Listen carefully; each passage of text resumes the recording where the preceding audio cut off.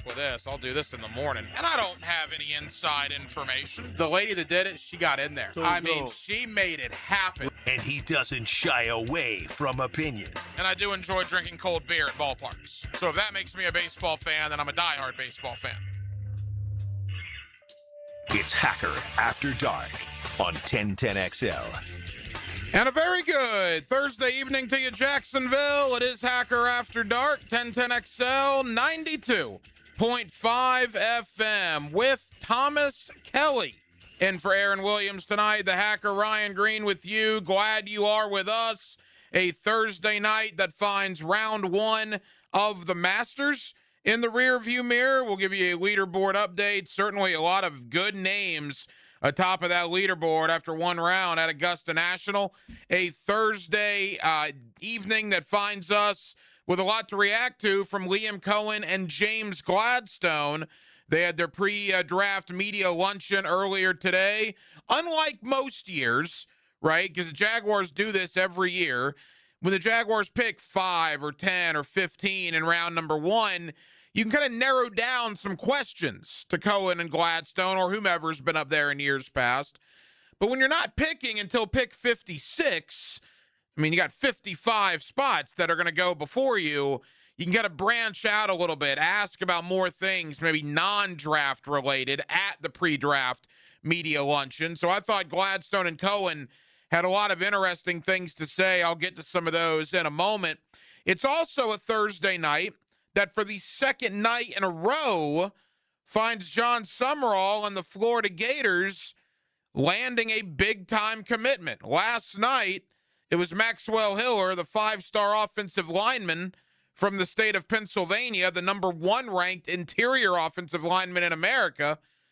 Now today, Devin Davidson of Cardinal Mooney down in Sarasota, a 4-star quarterback who chose Florida over the likes of Georgia, Auburn, and Kentucky.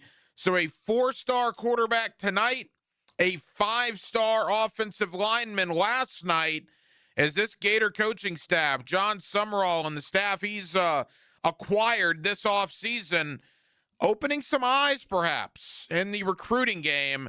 And he still hasn't coached a game at the University of Florida and will not coach a game for about 5 months. Speaking of that, the orange and blue game, the spring game is on Saturday.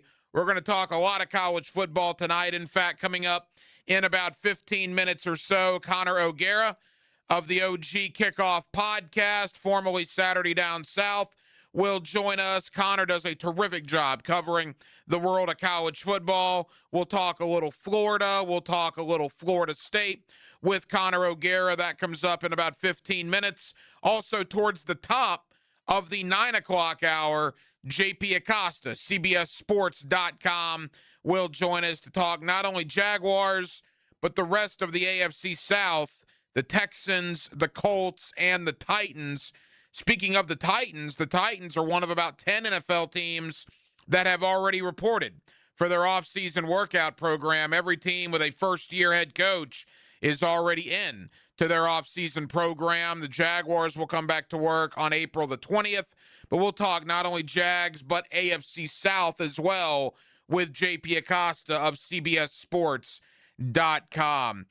Real quick, before the big deal of the night, you know, a long time ago, my gracious, going back to 2002, 2003, when I was 18, 19 years old, I produced my first show on a radio station similar to this one. In fact, you know, at the time, the station I was on was the biggest in the market.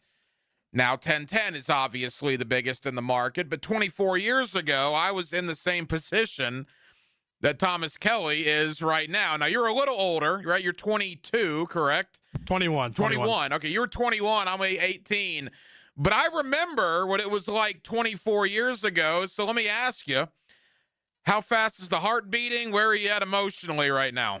It's very fast. Yeah, I would imagine. It's very fast. You're doing a wonderful job, let me tell you. But from a guy, there's a country music song that Sawyer Brown sings talking about the walk, right? Being in the same shoes as, you know, other folks. I have been in your shoes. I have been you 24 years ago. And in fact, the guy I was producing for was a guy named Mike Dempsey. So how funny it is that here we are 24 years later, and you, who weren't even alive when I was doing that back in 2002, are now doing the same thing that I was doing for Dempsey. You're doing it for me. So I certainly appreciate it. Thomas is in tonight for Aaron Williams. Every night on Hacker After Dark, we do kick it off with a big deal of the night and the aforementioned Thomas Kelly. Let's do that right now. Time now for the big deal of the night. What's the big deal? What is the big deal? No, because it is a big deal. On Hacker After Dark. So Liam Cohen and James Gladstone met the media earlier today. In fact, we'll let you hear a couple of comments from Liam Cohen coming up in just a bit. I mentioned this to Baloo during the 2-minute drill there. And it's something we've talked about briefly, and certainly this conversation will continue as we get into OTAs, mini camp, and then obviously training camp leading into the preseason. Boy, you want to talk about setting a high bar right out of the gate? I mean, you want to talk about establishing something quicker than almost anybody thought you were going to be able to establish it? What Liam Cohen, James Gladstone, and throw Tony Boselli in as well, what those three men did for the Jacksonville Jaguar organization in 2025, taking it from the black hole of football, the doldrums of football. The team had lost, well, what was the number? They were 4-13 in Peterson's last year. They had lost 5 out of 6. So you're talking about a team that was 5-18 in their previous 23 games prior to the arrival of Liam Cohen and James Gladstone. 5-18 from the end of 2023 to the entirety of 2024. And in comes a first-year, 39-year-old head coach. And in comes a first-year, 34-year-old general manager. And they took that team that had lost 18 of the previous 23 games to 13-4 and a division championship, only the third division championship for the Jacksonville Jaguars this century. That is a high bar in year number 1. Now the question is, what are they going to do for an encore? Because this time last year, let's be honest, you can be the most positive Jacksonville Jaguar fan going. You can be the most positive, black and teal, drinking Kool-Aid, wearing the Jaguar goggles, diehard fan there is. I don't think you thought they were going 13-4 in 2025. That caught everybody off guard. That caught everybody by surprise. Well, you're not going to catch people by surprise this year. People aren't going to take the Jacksonville Jaguars lightly. They're not going to take that game for granted. In fact, the Jacksonville Jaguars with Trevor Lawrence and Liam Cohen's kind of developing that reputation where if you're a Jaguar fan, you love him. If you're not a Jaguar fan, he kind of rubs people the wrong way. The Jaguars are going to be quickly assembled as a game that's going to be circled on other teams' calendars, on other fan bases' calendars. What do you do for an encore? What do you do with the expectations? No expectations a year ago. Dare I say, pretty lofty expectations coming into 2026. I mean, isn't the expectation to win the AFC South again? Isn't the expectation this year to go further in the playoffs than you did last year? Of course it is. Of course it is. You know, Liam Cohen has already made it very clear in his first staff meeting back in February, after turning the page from 2025 to 2026, how important, how critical year number 2 is. Because there are a lot of one-hit wonders in this league. There are a lot of teams that for 1 year everything cooks, man. Everything works. Injuries don't plague them. They got guys that you think are going to be superstars, and for that 1 year, they are awesome. Look no further than the Washington Commanders in 2024, who played in the NFC Championship game in Dan Quinn's first year. And then look at the Washington Commanders in 2025. Jaden Daniels couldn't stay healthy, and they went from one game away from the Super Bowl to one of the worst teams in the league like that. Look at the Jaguars, right? They go from beating the Chargers in the playoffs in 2022 to almost beating Patrick Mahomes in Kansas City in the divisional round to starting 8-3 in 2023. 8-3. And in the blink of an eye, they then lose 18 of their next 23 games. This league, you better enjoy success because it is not promised. It is not guaranteed. It takes hard work, and dare I say it takes a little bit of good fortune, a little bit of luck. The expectation is for the Jaguars to pick up right where they left off last year. Will that be the reality? Well, that's why the NFL is the best reality TV show going. Because we're going to have 5 months to discuss it, and we'll start getting answers in September. Quickly, Liam Cohen met the media earlier today, and one of the things he talked about, and this is cut 6, his initial message to the team. Now, the team comes in on April 20th. They're going to report for off-season workouts on April 20th. It'll be 3.5 months, basically, since that playoff loss to Buffalo. What will his initial message be to the team when they arrive back at the Miller Electric Center in a week and a half?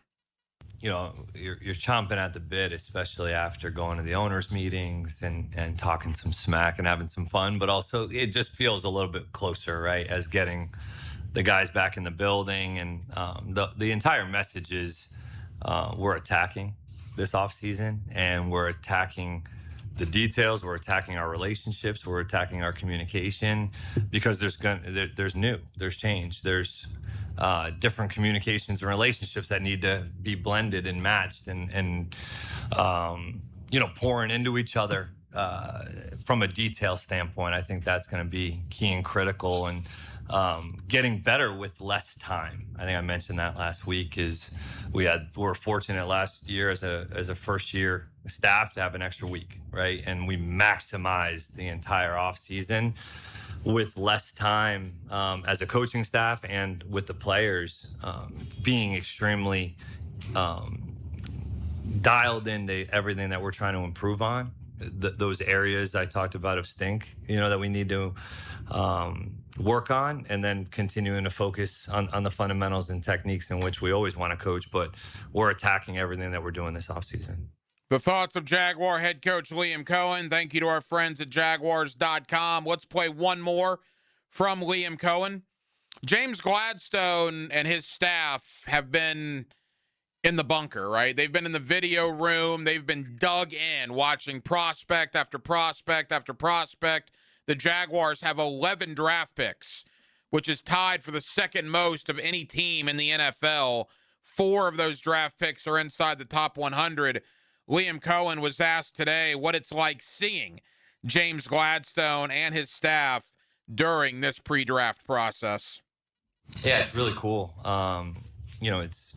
You're in the lab so much in football during the season, right, with your coaches, and whether that's schematically, personnel, fundamentally, technique, but also philosophically. So I get a new perspective, or not a new perspective, but just a different lens of culture, of belief, of exactly what we're hunting up, and that alignment showing up core beliefs and what you believe in as an evaluator and as a coach and as personnel. So it's really cool to hear different perspectives from some of the guys in the room that we're sitting there watching tape with and seeing that. But a lot of the times it's very much in alignment, which is fun. The thoughts of Jaguar head coach Liam Coen. We'll let you hear from general manager James Gladstone later on, and we will continue the Jaguar conversation again 2 weeks from tonight until the first round of the NFL draft. Currently, the Jaguars do not have a first-round pick, but again, they do have 4 picks on day number 2, picks 56, 81, 88, and 100, and 11 picks overall in the NFL draft. JP Acosta, CBSSports.com, will join us coming up towards the top of the 9 o'clock hour. But I did want to get into the world of college football. In fact, we're going to do quite a bit of college football tonight.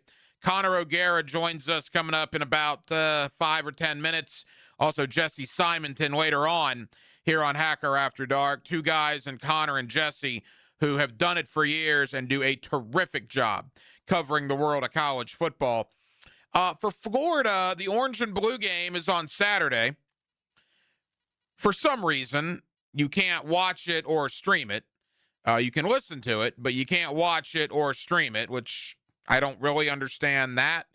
I don't know why, with all the SEC Network pluses and ESPN pluses and this, that, and the other, why they wouldn't have more spring games on.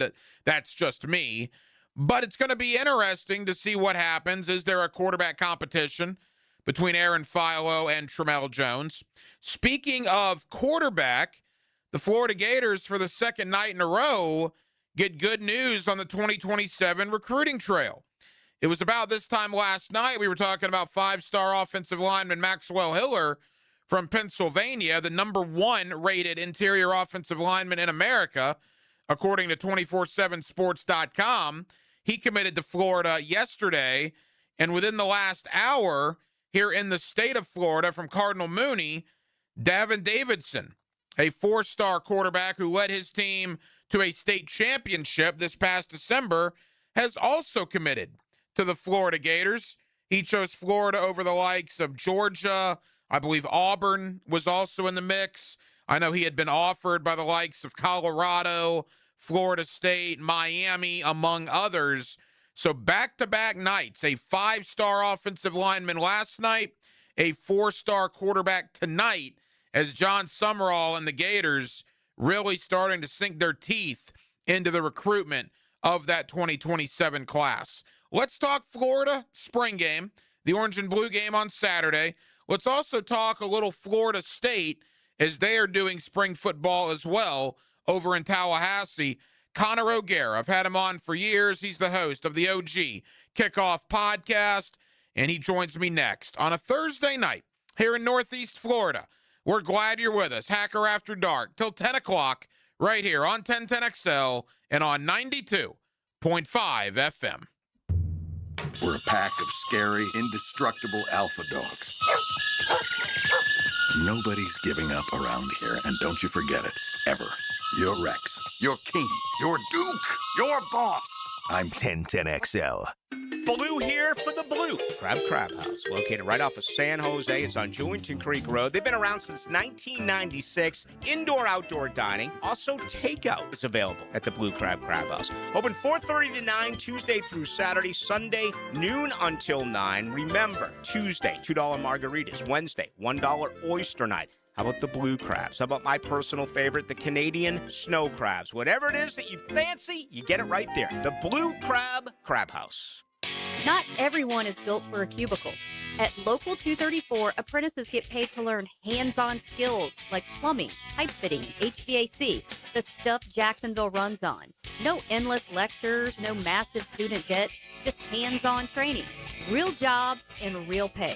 This is how you level up, by doing work that actually matters. Check them out at UA234.com. Proud partner of the Jacksonville Jaguars.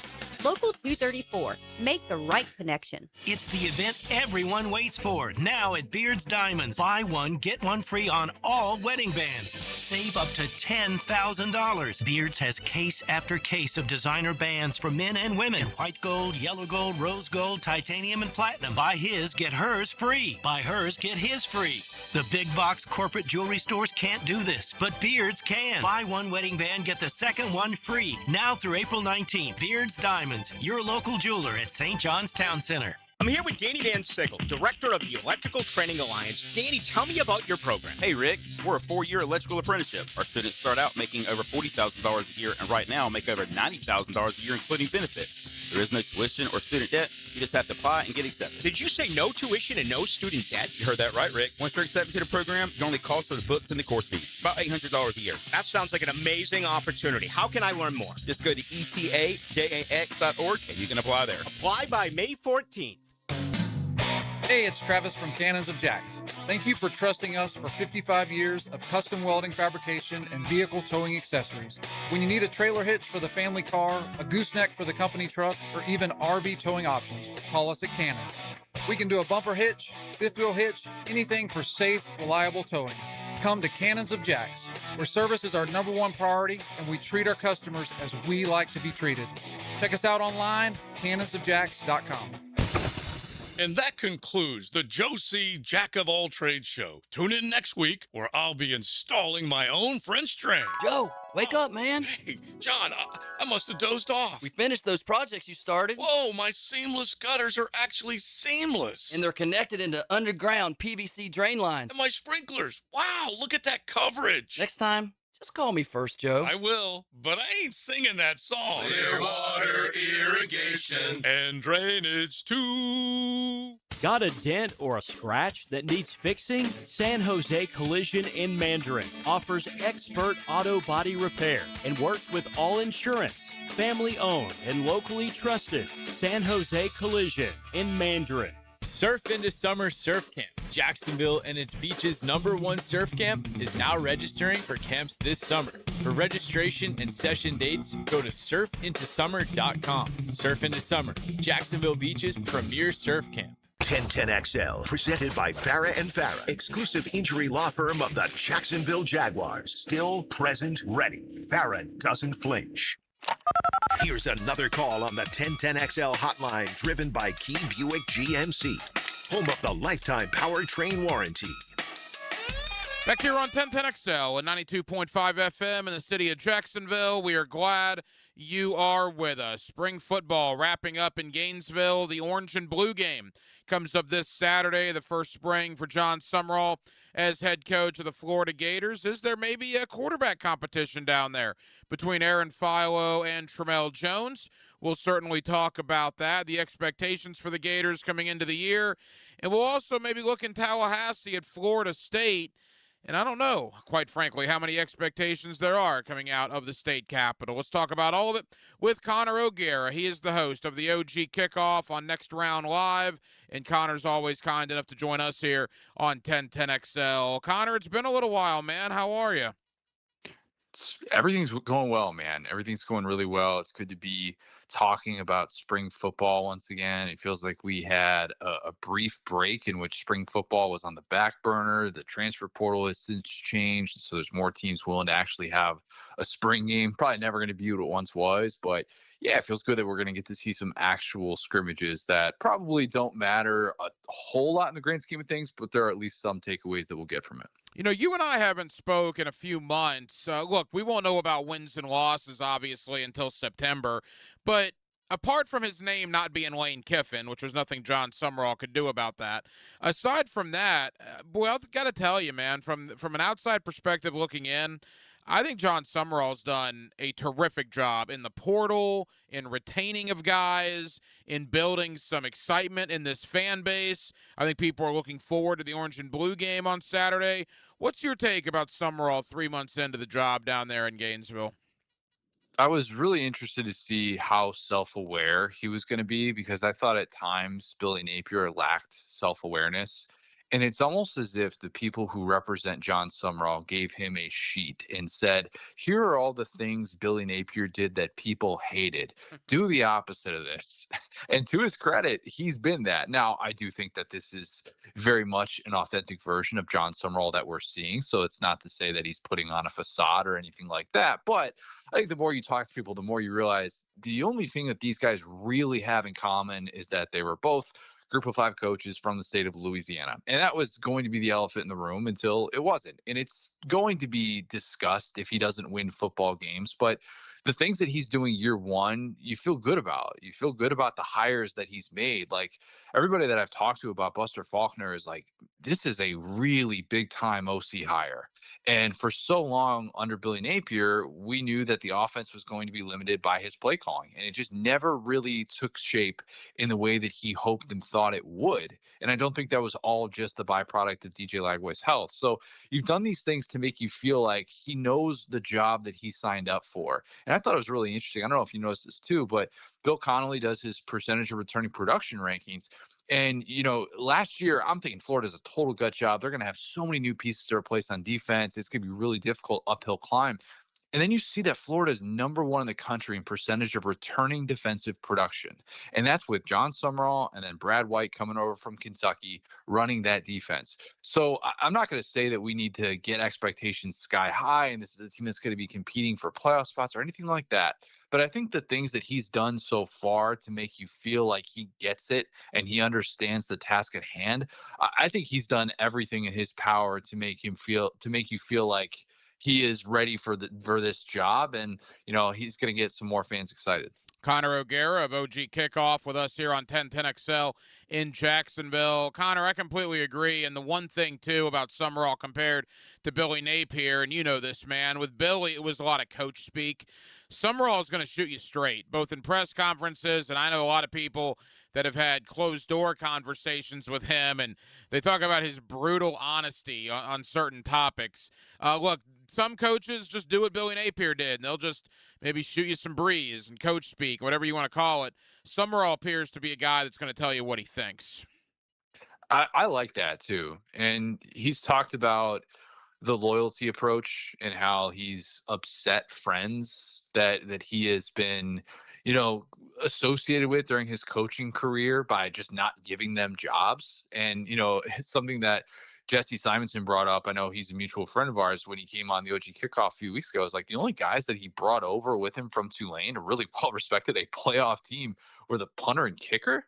And I think if you look at this through the lens of he is starting over and he is trying to do this talent evaluation in the most critical way possible, I think you feel good about it. Now, of course, you can play the results with that and say, hey, remember when nobody followed Brian Harsin over from Boise State to Auburn? Remember when nobody was willing to follow Hugh Freeze to Auburn after he left Liberty? Like, we play the results with this, and the narratives are going to continue to form. But, yeah, it does seem like he's really honest about things. And I think that for a program that struggled so much in the fourth quarter last year, conditioning was an issue. John Summerall has had to come in and address that. Billy Napier would give us these things about how Florida has gained 400 pounds of muscle. I remember him saying that at SEC Media Days a few years ago. I was just rolling my eyes as loud as I possibly could. And Summerall has done those things early on that make you feel better. Again, it's a wins and losses business, but so far, so good. No, I agree. And you talk about the retainment, right? Jaden Baugh, Jaden Woods, Miles Graham, the wide receivers, Vernell Brown, and Dallas Wilson. And they did well in the transfer portal. Eric Singleton has done everything you would have expected him to do, coming in from both Georgia Tech and Auburn. And that brings me to Aaron Philo. Now, the quarterback from Georgia Tech came with Buster Faulkner. And I think, Connor, the thought coming into the spring was that it was probably his job. And it still might be. That's probably where I'm still leaning. But everybody that you talk to down there, Tramel Jones has maybe complicated things a little bit, and maybe there is a little bit of a quarterback competition heading into the summer. Yeah, I think there's an actual competition here. I do, because let's remember that Tramel Jones had the opportunity to have a conversation with John Summerall and probably Buster Faulkner as well. I imagine he's part of these meetings, these conversations, wherein you're trying to find out, are you guys on the same page? Everybody talked about what happened with DJ Lagway when that conversation did not go particularly well. It ends up that he goes into the transfer portal and he's on his way to Baylor.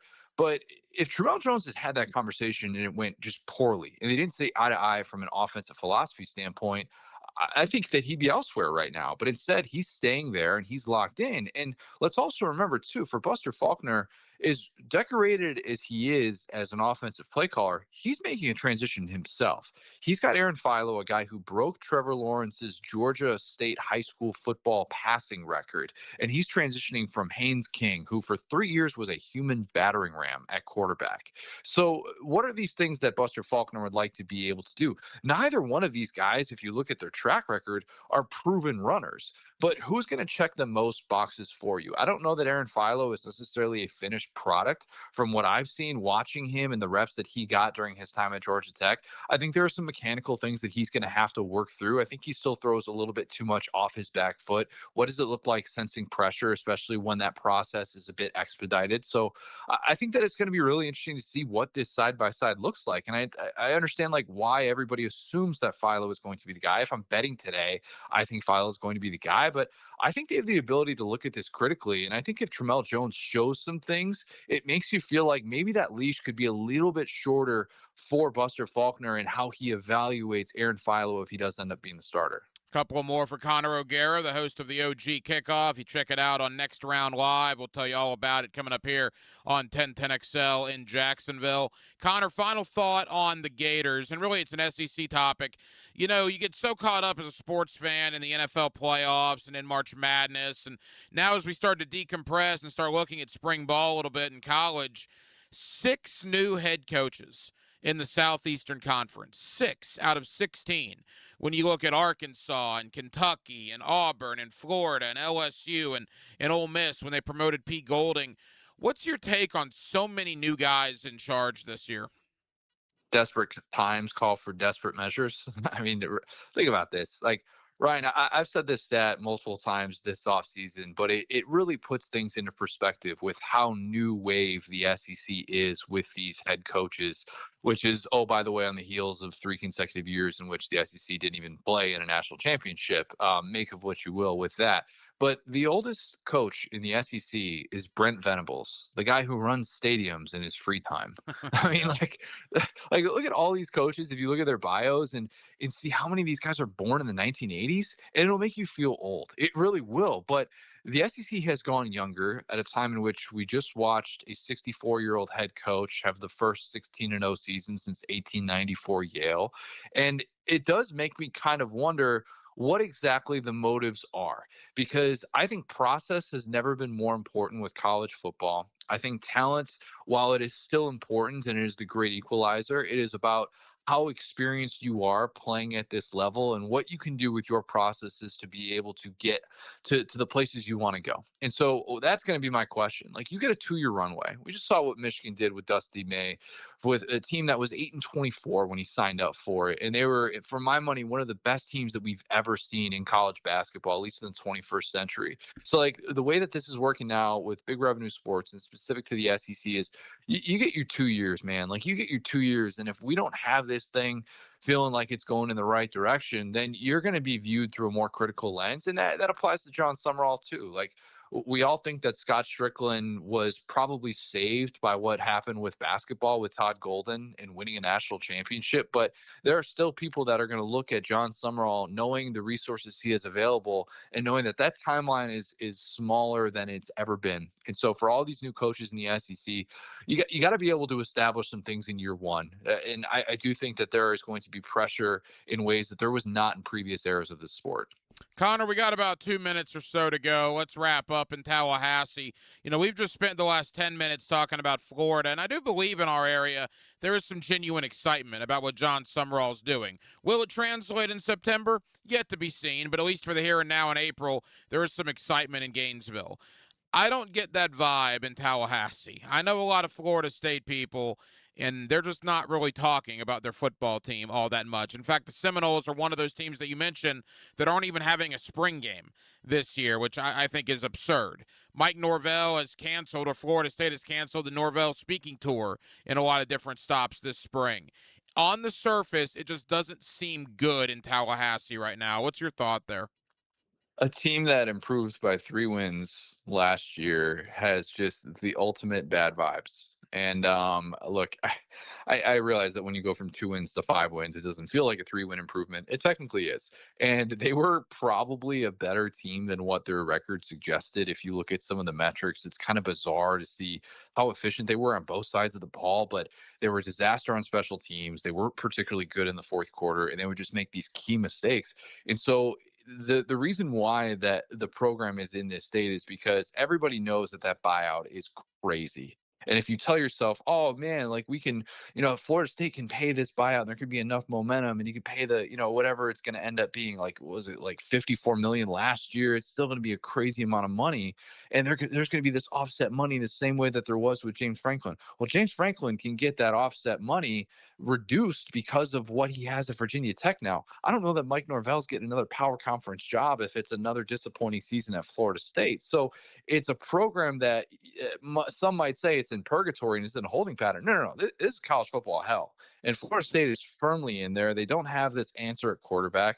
I don't think that hoping that Ashton Daniels is going to turn it around has inspired people in Tallahassee, nor should it. And this mystique of being able to have all of these great evaluations in the transfer portal that Mike Norvell built this program on by getting, Jared Verse from Albany, like those are gone. And these diamonds in the rough are not necessarily there in the way that you feel like they were a few years ago. So yeah, I am firmly in the belief that Florida State is just in a really, really bad spot. And even if they get a nice win or two early, as we saw last year, what does that really mean? They need to show a lot more this year to make you think that they have things turned around. And what's crazy is Florida State fans didn't want Norvell back anyway. And if they start like 2-5 or 2-6 and their hand is forced, well, then that's a disaster scenario. If you make the change then, everybody's going to be screaming, well, why didn't you do it after the 25 season? So I agree. It's almost like they're between a rock and a hard place right now. So much. And, your colleague, Matt Hayes, who came on today's episode of the OG Kickoff, suggested, like, if that's the pattern, if that's the check that they're going to have to cut, they're probably going to have to go to a first-time head coach and probably going to have to go to someone really young like a Charlie Weiss Jr., which I think you can get excited about. I think he can change the momentum of the program. And you've seen like what Will Stein has done in the early stages at Kentucky. Like those vibes are really, really good after things had gone stale with Mark Stoops. But there's still great risk in that. There's no guarantee that all of a sudden turns things around. So, yeah, it is not necessarily an enviable place to be right now with what Florida State has going. Connor, tell us about the OG Kickoff and where people here in Jacksonville can find your podcast. Yeah, Ryan, really appreciate that. It is with The Next Round. We are officially partners with The Next Round. And if you followed them for the last few years, what they've built, they were radio legends in Birmingham and have been able to kind of build their multi-platform media empire through Double Down Media. And so it's great to be a part of that. And their socials, they have so much great interaction with their fans, and we're hoping that we're going to be able to add that football year-round presence. That is what we do. We talk college football. We are college football sickos. So, yeah, we're still in the same place we've always been, even when it was the Saturday Down South podcast. You can still find us, the OG Kickoff, in all those same places if you've been subscribed before. And then anywhere that you find The Next Round on social media, we will be there as well with all of our great content. He's one of our favorites, Connor O'Gara. Connor, thank you for the time. We'll do it again soon, pal. Appreciate it, man. Now, the Monahan's Golden Moment. Monahan Jewelers in Atlantic Beach, your local family jewelers.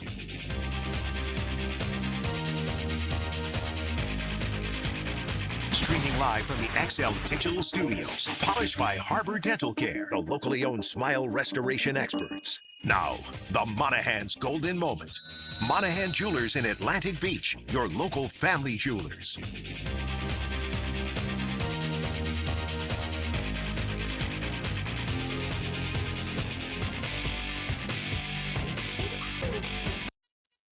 Now, a Masters update on 1010XL, teed up by TopDressing.com and LiveForeverGolf.com. From the Augusta National Golf Club, Westwood One Sports presents this special report on the Masters. I'm Ted Emmerich. 18 holes into the 90th Masters, and Augusta National looks as tough as it's been in some time. No springtime rain means no soft greens and fairways. Patrick Reed battled the course and carved out a 3 under 69. He's 2 back of Rory McIlroy and Sam Burns. It definitely has the teeth in it to make it really, really tough. I mean, the greens are already getting firm and crusty and bouncy. 17 is always one of the firmest greens on the golf course, and you can tell when you're walking on it and trying to fix a ball mark. I actually broke one tee on the hole trying to fix a ball mark. So you're going to have to hit ball solid and put the ball in the right spots, and when you don't, be patient and try to minimize errors. Now, Reed had a nice sand save par at 18 to stay at 3 under. He eagled 2 and 8, just the second player in Masters history to eagle both first 9 par 5s in the same round. Henrik Stenson did it 11 years ago. You're listening to coverage of the 2026 Masters on Westwood One. This is the story of the One. As a maintenance tech at a university, he knows ordering from multiple suppliers takes time away from keeping their arena up and running. That's why he counts on Grainger to get everything he needs, from lighting and HVAC parts to plumbing supplies, all in one place. And with fast, dependable delivery, he's stocked and ready for the next tip-off. Call 1-800-GRAINGER, click Grainger.com, or just stop by. Grainger, for the ones who get it done. Pump up the volume. Business moves fast. Orders roll in, deadlines close in. When you ship with USPS Ground Advantage, you can keep up with confidence. Every package stays in our secure network from dock to door. And with nationwide reach, dependable tracking, and upfront affordable pricing, you get built-in peace of mind. You run the business. We run the routes. Visit USPS.com/Ground Advantage to learn more. Defending champ Rory McIlroy and Sam Burns are on top to start the 90th Masters. Let's check the leaderboard, sponsored by Grainger. For the ones who get it done, there's Grainger, offering professional-grade products for your industry, next-day delivery, and free technical support. Call, click Grainger.com, or just stop by. McIlroy and Burns shoot 5 under 67. They're 2 clear of the field. McIlroy played the par 5s in 4 under, birdied every one of them. Patrick Reed, Kurt Kitayama, and Jason Day are 3 under, 2 back. World number 1, Scotty Scheffler, with a workmanlike 2 under 70. He is 3 back with Justin Rose, Shane Lowry, and Xander Schauffele. John Rahm, a puzzling round, a 6 over 78. He didn't make a birdie all day. 4 bogeys on the first 9, a double bogey at 13. From Augusta, I'm Ted Emmerich, Westwood One Sports. If you are an experienced electrician looking for your next big opportunity, look no further than the Miller Electric Company, a trusted name in the industry for over 96 years. At Miller Electric, we tackle the biggest projects in the city, offering you the chance to showcase your skills on a grand scale. We believe in rewarding hard work with the best pay, top-notch benefits, and an unbeatable culture where people actually care about each other. Take your career to new heights with Miller Electric Company. Apply today at millercareers.com. Miller Electric, an equal opportunity employer. Looking for an exciting, fun-filled evening the whole group can enjoy? Welcome to indoor football. Welcome to the Jacksonville Sharks. Discover the thrill of the indoor league. Fast-paced, action-packed, and it's family fun. Be there when your Sharks take on the Orlando Pirates Friday, April 17th at the VyStar Veterans Memorial Arena. Kickoff, 7 o'clock. Halftime performance by the world-famous Disconnected Canines. Ask about our family 4-packs. 4 tickets and $50 in food vouchers, all for only $100. There's no better value. Get your tickets now at jacksharks.com or call 904-621-0700. It's Country Night, presented by Roland Reese Plumbing. Dust off your boots, throw on your camo, get ready for a night full of football fun and great music. Join us on the field after the game for our free autograph session, sponsored by Flight Adventure Park. Tickets start at $15. Call 904-621-0700. That's 621-0700. Sharks football, where memories are made. Go Sharks! Fins up. 1010XL, presented by Farah and Farah, exclusive injury law firm of the Jacksonville Jaguars. Focused, fueled, fearless, Farah.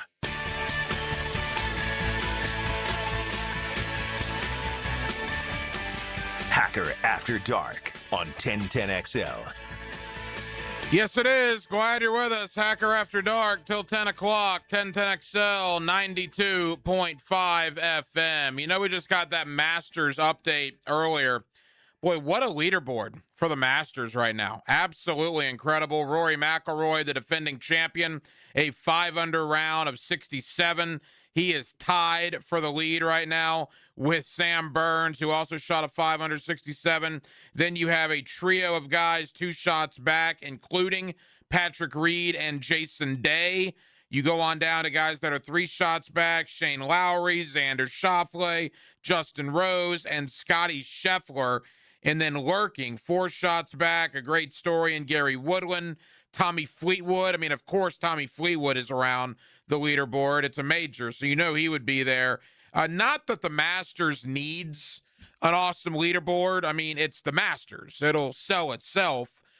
But, man, when you have Rory, you have Scheffler, you have Schauffele, you have Lowry, you have Day, you have Justin Rose, you got Fleetwood, you got all these guys within 3 or 4 shots of the lead.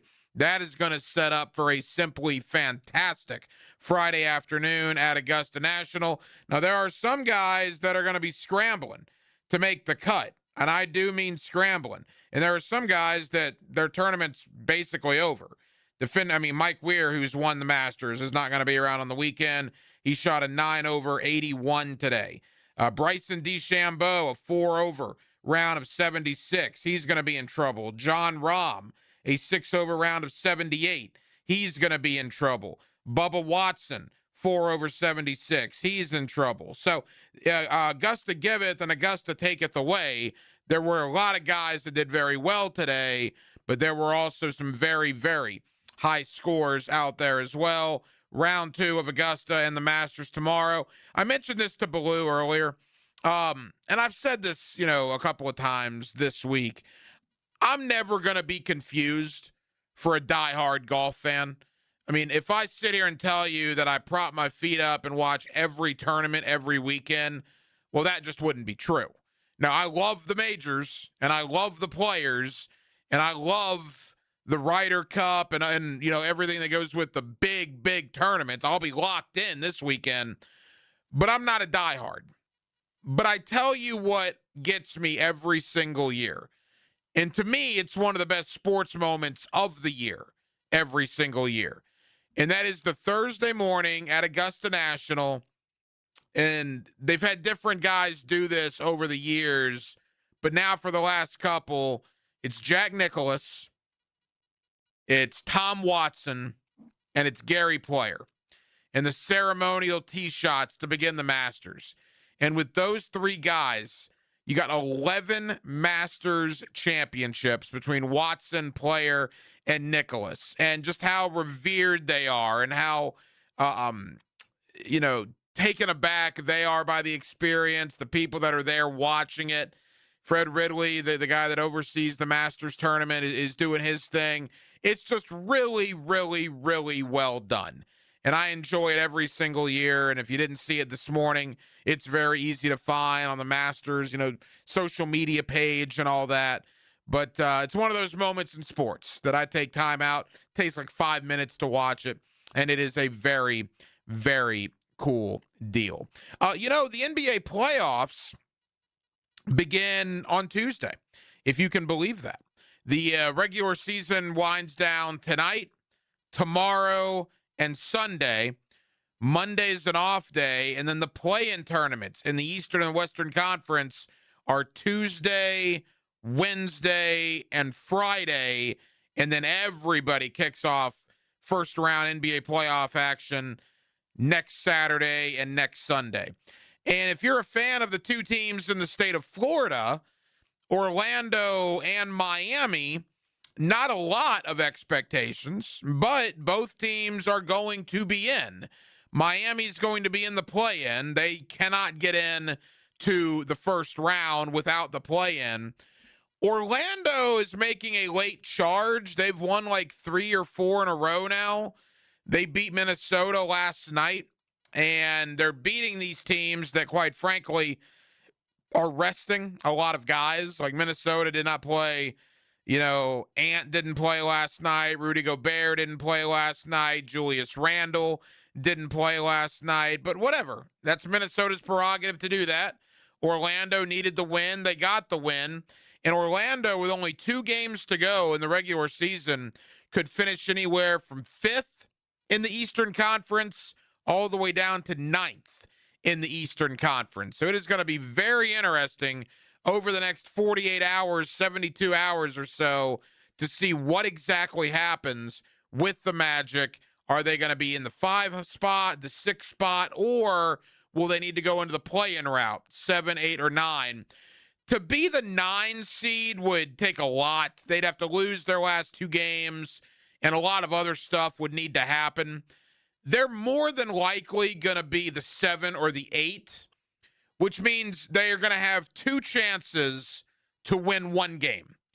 If you're the 7 or the 8, you're going to have 2 chances, and you got to win 1. And if you win 1, then at least you're in the playoffs. The problem then is you're going to play either Detroit or Boston in a best of 7, but it would be a flipping disaster for the Orlando Magic to not even make the playoffs. And I've said for a while, Jamal Mosley, the head coach of the Magic, needs to get out of the first round or he's going to be fired. Did you see the name earlier today that's starting to make the rounds when it comes to the Magic job? Now, everybody was talking about Mike Malone. Well, then North Carolina decides to give Mike Malone $8.3 million per year, so he leaves the NBA to go to North Carolina. You got former Memphis Grizzly coach Taylor Jenkins is in the mix. Tom Thibodeau is out there. Thomas, you're an Orlando Magic guy. Now, I don't know how much there is to this, and I don't know honestly how I would feel about it because it's not 10 years ago. But did you see the Billy Donovan stuff when it comes to the Orlando Magic? I have not seen that personally. I saw some stuff today about Billy Donovan. Now, he obviously has ties in the state of Florida. No kidding. He's got previous relationships with some of the higher-ups in the Magic organization because there was a time in life where he was going to be introduced as the Magic coach before he had second thoughts. Chicago is probably not going to bring him back. And if you're going to get rid of Jamal Mosley, you can't get Michael Malone. Do you want Thibodeau? I personally would want Taylor Jenkins at this point, but if you can't get him, it would be interesting, right, to get Billy Donovan. I think that would be an attention grabber in markets like Jacksonville when it comes to the Orlando Magic. It definitely would be. I just don't know how I would feel about it. It'd be kind of conflicting because he's been in the NBA for a decent while now. And he's as average as the day is long in the NBA. Exactly. He's an average. I don't think he's bad. I don't think he's good. He's just meh in the NBA. He's not near what he was in college, but he's got longevity. I mean, he's good enough every year to not get fired in the NBA. I mean, sure, but do you want to go from mediocre to mediocre? No, but, and again, if we were in Cleveland or Sacramento or Phoenix or name your NBA market, it wouldn't be as big a story as it is here just because of Billy's ties to Gainesville, what he means to the state of Florida, and if he were to come back to coach the Orlando Magic. I'll tell you this. Look, Orlando needs to win, obviously, but from a PR point of view, if you're interested in generating ticket sales and listening interest and people want to talk Orlando Magic in Jacksonville and Tampa and Daytona and Tallahassee and St. Petersburg, well, bring in Billy Donovan and you're going to at least accomplish that. I don't know how much better you're going to be as a basketball team, but you're going to get the word out about the organization a heck of a lot more than you're doing now with Jamal Mosley as the head coach. So we'll see. But Billy Donovan, there's a rumor. Again, it's rumor season. First and foremost, Jamal Mosley needs to lose his job. And I ultimately think he will if he does not get out of the first round. More NBA talk coming up later on here on Hacker After Dark. Coming up next, back into the National Football League, back into the Jacksonville Jaguars. Also, JP Acosta of CBSSports.com joins us in less than 15 minutes. We're glad you're with us on a Thursday night here in Northeast Florida. We're with you till 10 o'clock, Jacksonville, as always, on Hacker After Dark. What's 1010XL's starting lineup? The starting lineup. Hicken and Prosser in the morning. Dipsy and Fat Tony with the Jazz. Josie, Matt, and Leon middays. Tommy, Lauren, and Taylor. Helmets and heat. Frenchie and Carline drive you home. Baloo and Hacker in the evening. Live and local all day. 1010XL. MyGate Rewards members, this deal is just for you. Right now, grab any two 12-ounce Red Bulls and get 2 of your favorite Roller Grill items for just $1. When you need a boost, Gates got you. See store for details. Sent in, and Sporting Jacks breaks through first. For the latest on Jacksonville's pro soccer teams, join the Sporting Jacks Coaches Show, presented by Honda of the Avenues, every Tuesday night at 6 on 1010 AM and 1010XL.com. The best value for golf in Jacksonville remains Cimarron, totally reestablished with new tee boxes, improved fairways and greens, also a brand new restaurant with indoor and outdoor settings, and live music. Join the Wild One loyalty program online at Cimarron Golf. When's the last time you played Cimarron? Cimarron Golf Club on 210, the Wild One. Youth sports at the YMCA's focus on teamwork, discipline, and building confidence. Our experienced coaches can create a positive and supportive environment where your kids can grow, stay active, and develop a love for sports. Sports like basketball, volleyball, swimming, gymnastics, and even elite skills training. Join the fun and register. Give your kids the chance to be a part of something special. Visit fcymca.org to learn all about youth sports at the Y. 1010XL, presented by Farah and Farah, exclusive injury law firm of the Jacksonville Jaguars. Still, present, ready. Farah doesn't flinch.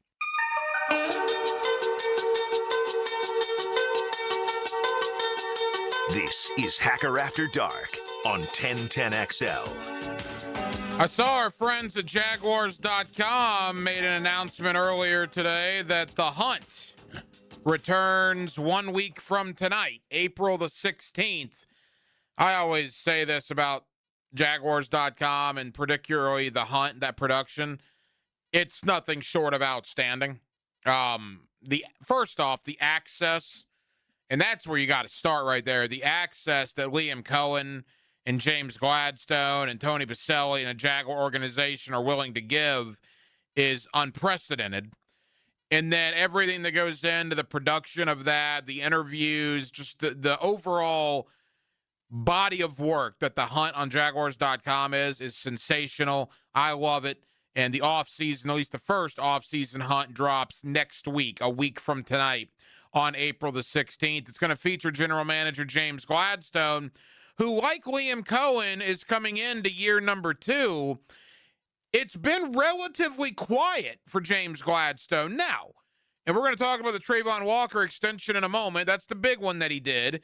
And he extended Monteric Brown, and you bring back Gardeck and Quentin Morris.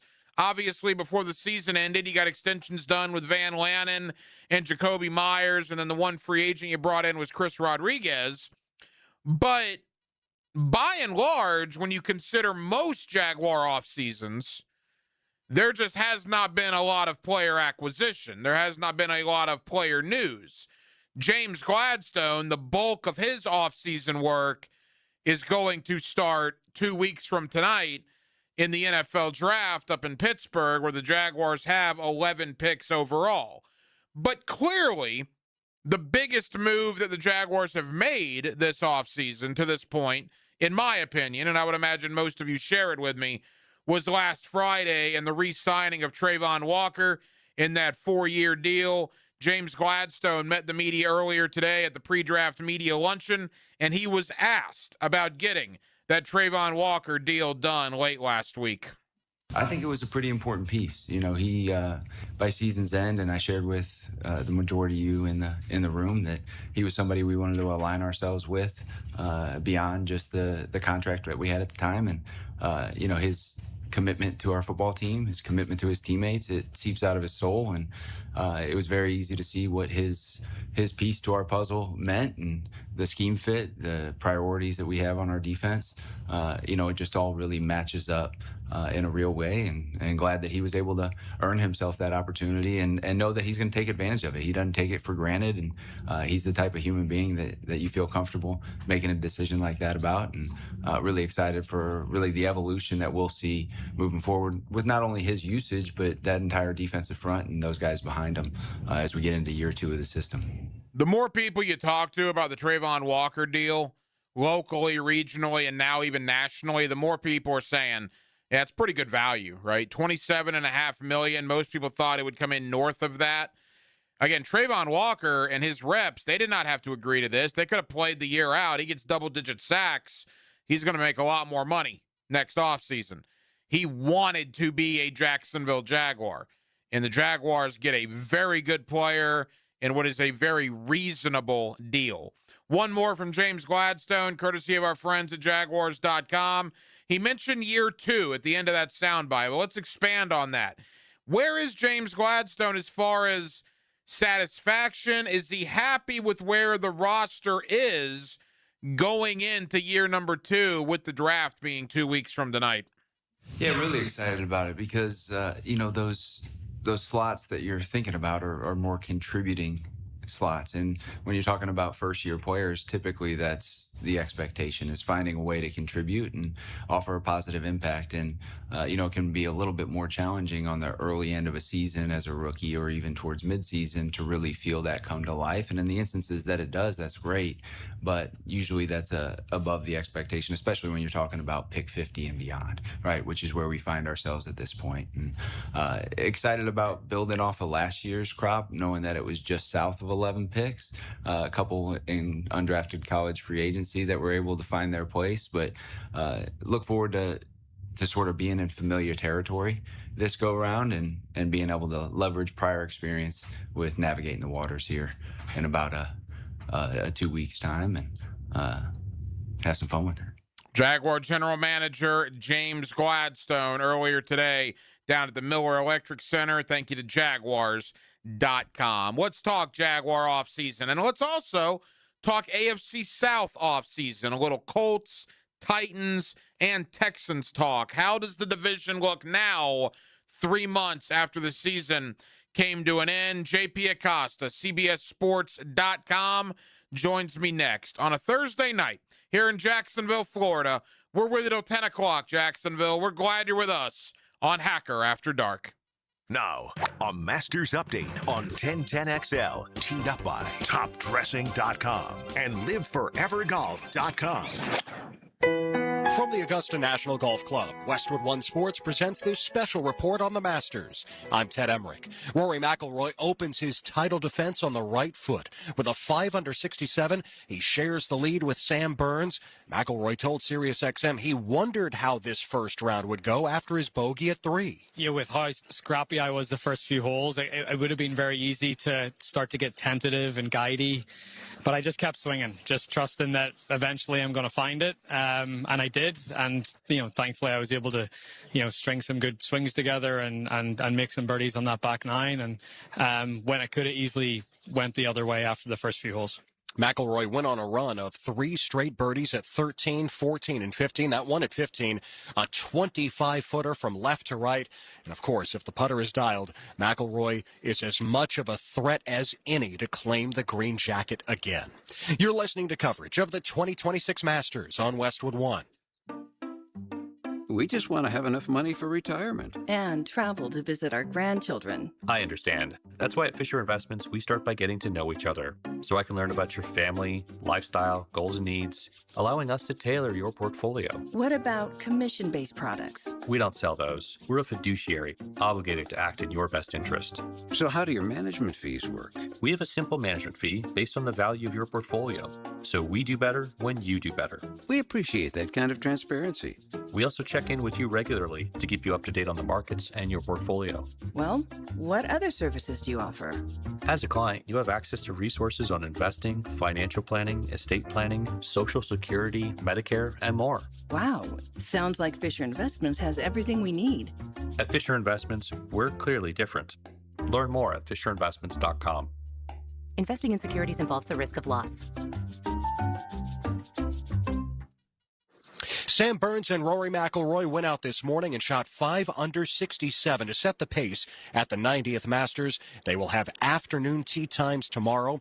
Patrick Reed, Jason Day, and Kurt Kitayama with 3 under 69s. They are 2 back and tied for third. 3-time Masters runner-up Justin Rose was at 4 under before back-to-back bogeys at 17 and 18. He is 2 under, 3 off the lead.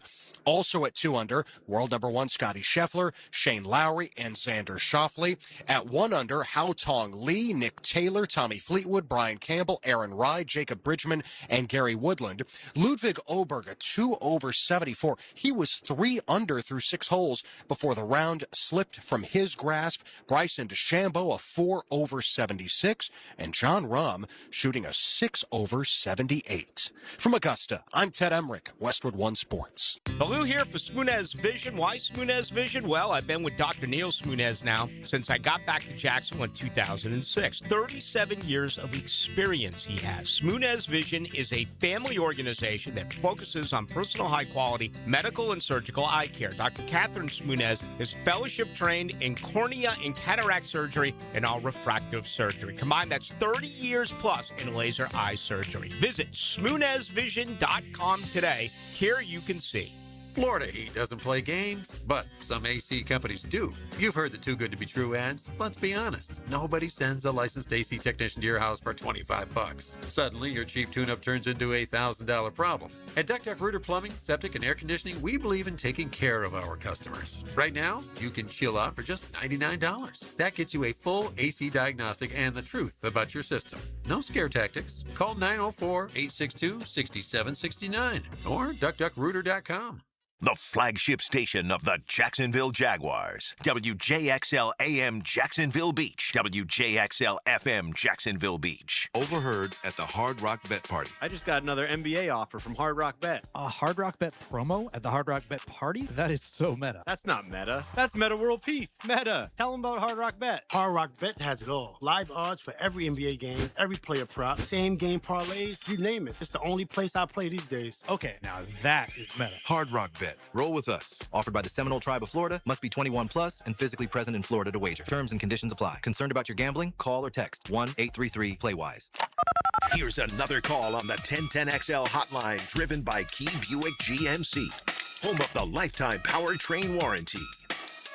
Back here on 1010XL and 92.5 FM in the city of Jacksonville. We are glad you are with us. We are 2 weeks away from the NFL Draft. April 23rd, 24th, and 25th.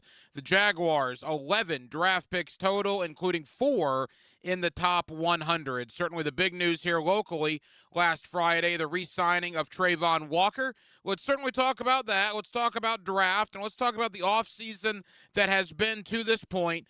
JP Acosta of CBSSports.com, CBS Sports HQ, always kind enough to join us here on 1010XL. JP, how you doing? I'm doing great. How about yourself? Hey, JP, we're good. Thank you so much for the time. All right, your immediate reaction last Friday when you saw Travon Walker, a brand new 4-year deal to remain in Jacksonville long term. I think it's a great deal for both Travon Walker and the Jaguars. It's clear that he is one of the core members of the Jaguars defense and the Jaguars future. And I think the price that they got him at, $27.5 million, is really good, especially considering that Odafe Oweh just got $25 million from the Commanders. And I think Walker has been a better run defender, has shown better flashes as a pass rusher than Oweh. And Jalen Phillips just got $30 million a year from the Panthers for having a 7.5 sack season. And Travon Walker has done that before.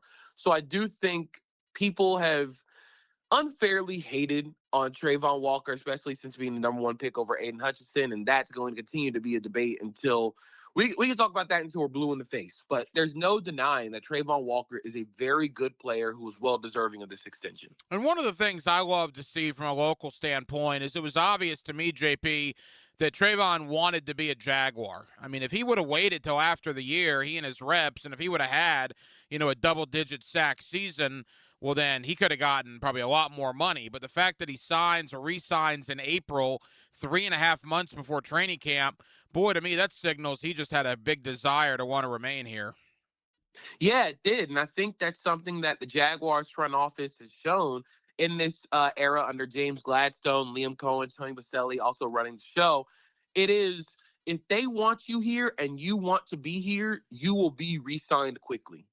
And I think that's something that they've shown that they want to do. They want to reward their good players.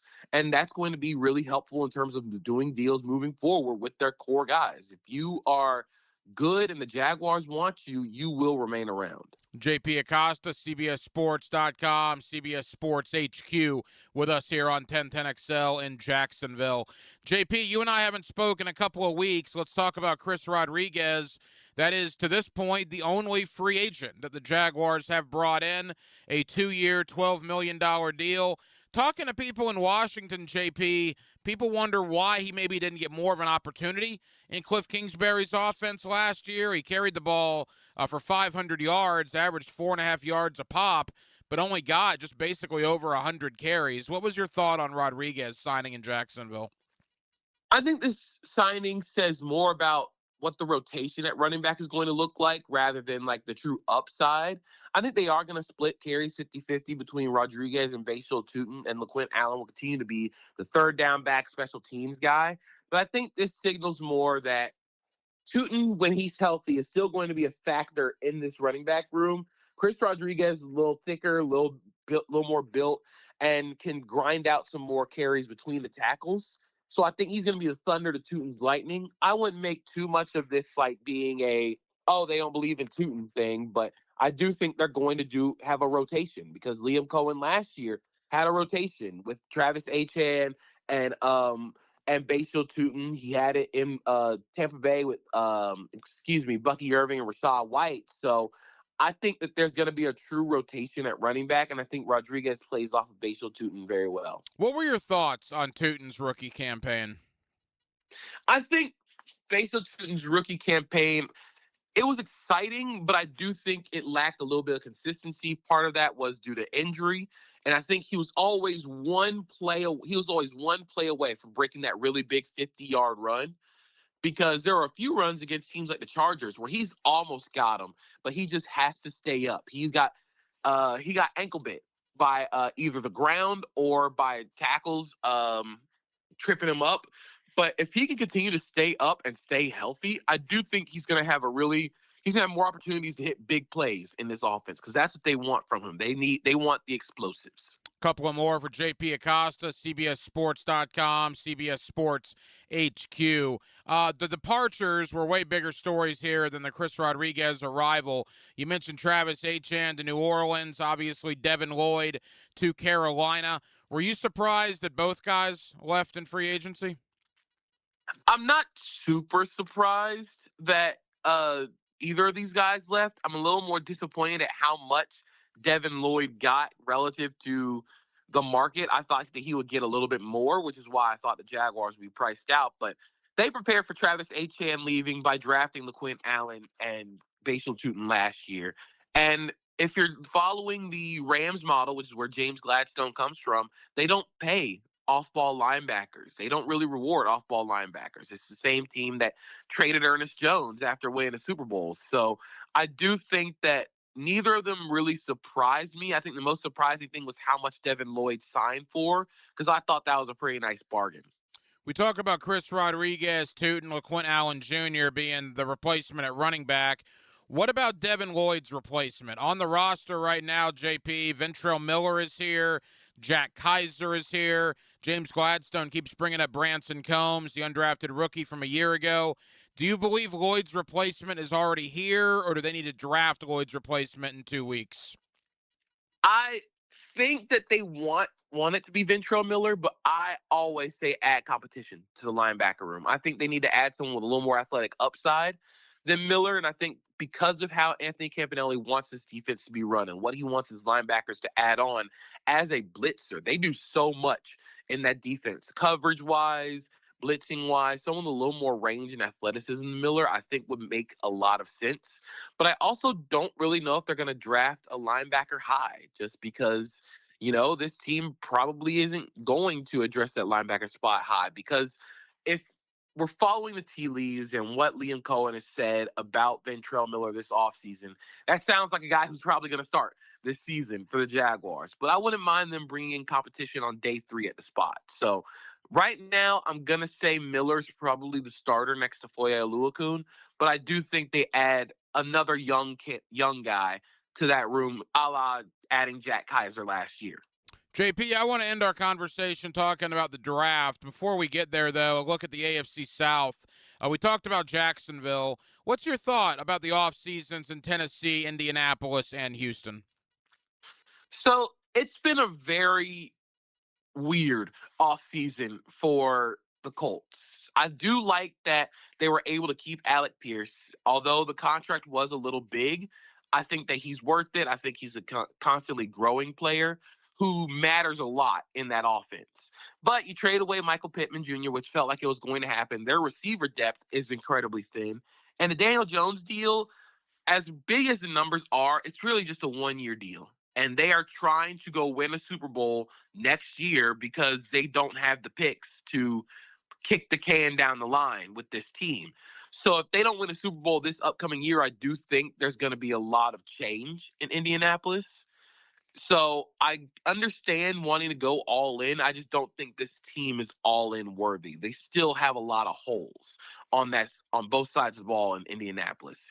Houston, I think, is going all in by just adding short-term offensive linemen. They're just keep throwing picks at the offensive line until it works for Houston. I still do think they should draft an offensive lineman at 28 this year, but with this defense that's still relatively cheap, I do think that they're still going to just keep adding to the offense until they find a group that works. I still think they're going to be a serious contender against the Jaguars in the division. And then Tennessee feels like it's a little high variance. They can either blow teams out or they can either surpass expectations next year with all their free agent signings. I do like the defensive signings that they had, Cordell Flott, Alontae Taylor. That'll really help their defensive upside in the secondary. John Franklin Myers is a great player. But I don't really like the stuff that they've done on offense, especially the Wan'Dale Robinson deal. So it feels like it could either go, this team, the Titans either get out of the basement of the NFL and get competitive, or they're right back to where they were last year, and Robert Saleh doesn't stay long. I agree with you with Tennessee. I think they're better, but that's relative, right? They won 4 games last year. Better could mean 6-11, and they better get better based on all the money they spent. Like you said, the Wan'Dale Robinson, Alontae Taylor, Franklin Myers contracts were pretty hefty. JP, as we say goodbye, again, JP Acosta, CBS Sports with us. I saw you did a mock draft that came out recently in the first round. Your overall thoughts, your assessment of this draft class. I've been told, probably 15 to 18 guys with round 1 grades. How would you assess the top half of the draft? I think the top half of this draft definitely lacks the star power that previous years have had, but I do think there are quality players in this draft class. I don't think there are going to be a lot of true top of the line, contract resetting players. But I do think there are going to be a lot of solid veterans in this group. I think a group is strong at positions that aren't very valuable, which I think skews the view of how we look at this draft class. But if you need a linebacker, a safety, interior offensive lineman, a defensive tackle, I love this draft class. Now, if you need a running back outside of Jeremiah Love, I don't really like this draft class. And if you need a quarterback outside of Fernando Mendoza, I don't really like this draft class. So I do think it has some give and take, but I think there's just going to be a lot of quality starters in this group. JP, we got 60 seconds. Final question. Jacksonville picks at 56. A month ago or a month and a half ago, there wasn't a chance Caleb Banks was going to be there. If Caleb Banks falls because of the foot, and this is like the 3rd injury on that foot, and for a 6'5", 327-pound defensive tackle, that's certainly something to take notice of. But if for whatever reason Banks falls and the Jaguars remain at 56, would you do that if you were Jacksonville? Absolutely. I think Caleb Banks is one of the most impactful defensive tackles when he's on the field. And if you're worried about all the injuries, you don't have to play him that much in the rotation. I do think he has a lot of similarities, playing style, build-wise, to guys that have given the Jaguars problems, like DeForest Buckner. He also, like, build-wise, is very similar to a guy like Eric Armstead with the length and the height that he possesses. And he's just a really good pass rusher and has violent movements with his hands. Again, his pad level can get too high, and I do think the injuries are very scary, but I just feel like at 56, that's a really nice value. JP, tell the good folks here in Jacksonville about CBS Sports, CBS Sports HQ, and where they can find your coverage as the draft approaches. Yep, you can find my work at Pushing the Pile, the podcast that I co-host at CBS Sports on YouTube. We find it on Spotify, Apple Podcasts, wherever you get your podcasts. Find me on CBS Sports HQ, CBS Sports Network, and also find me CBSSports.com, where I'll be writing leading up to the draft. JP Acosta of CBS Sports. JP, I know you're busy, man. Thank you for the time. We'll talk again soon. Thank you for having me. Your radio man cave. This is great! This is Jacksonville Sports Radio. You must give me your designer's number. 1010XL.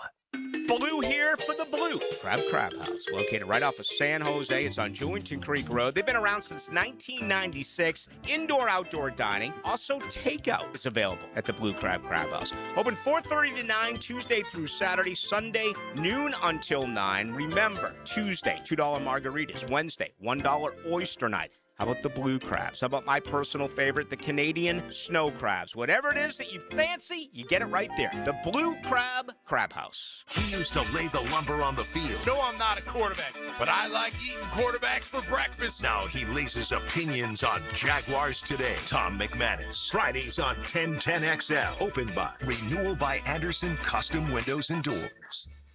Checkmate.